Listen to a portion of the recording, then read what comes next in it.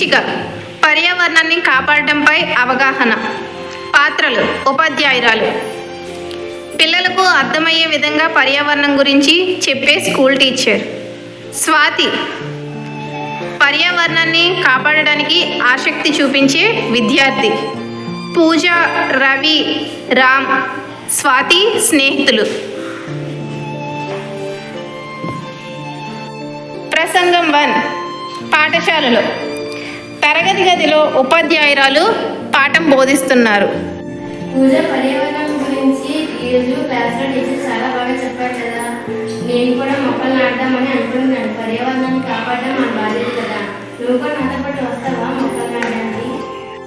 స్వాతి, నీకు వేరే పని ఏమీ లేదా? ఎప్పుడు చూసినా పిచ్చిదానిగా మొక్కలు నాటాలి, పర్యావరణాన్ని కాపాడాలి అంటూ ఉంటావు. కాసేపు సరదాగా ఆడుకున్నావుగా. నేను ఆడుకోవడానికి రాను, మొక్కలు నాటడానికి వెళ్తాను. రవి, రాము మీరు కూడా వస్తారా నాతో పాటు మొక్కలు నాటడానికి? మేము రావు స్వాతి, మేము ఆడుకోవడానికి. సరే, ఎవరు వచ్చినా రాక నేను మాత్రం మొక్కలు నాటడానికి వెళ్తాను.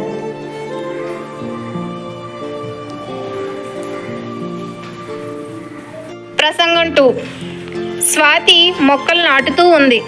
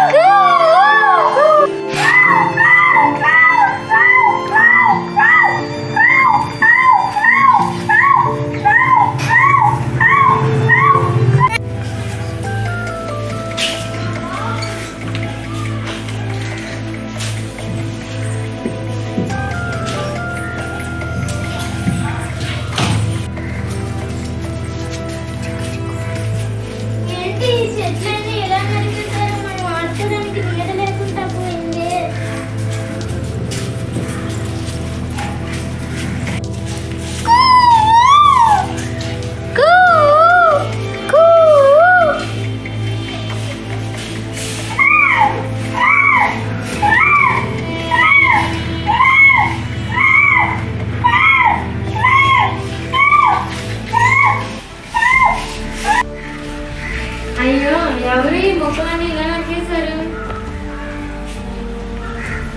ఏంటి స్వాతి ఏడుస్తున్నావు?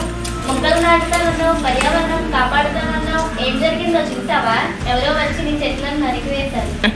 ఎవరు ఏం చేసినా సరే నేను మాత్రం పర్యావరణాన్ని కాపాడుతాను. మళ్ళీ మొక్కలు వేస్తాను.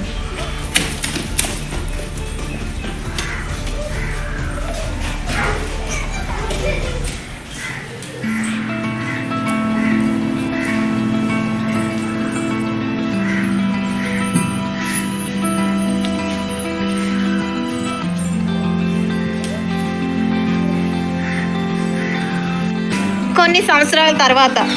ప్రసంగం 3. స్వాతి, పూజ మధ్య సంభాషణ. చూసావు పూజ, ఆ రోజు నేను మొక్కలు నాటుతుంటే నన్ను అందరూ హేళన చేశారు.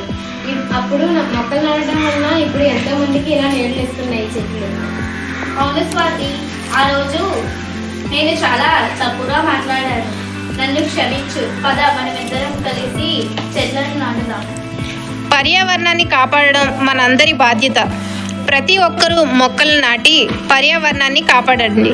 భవిష్యత్తు తరాలకు ఒక మంచి వరంగా ఇవ్వండి.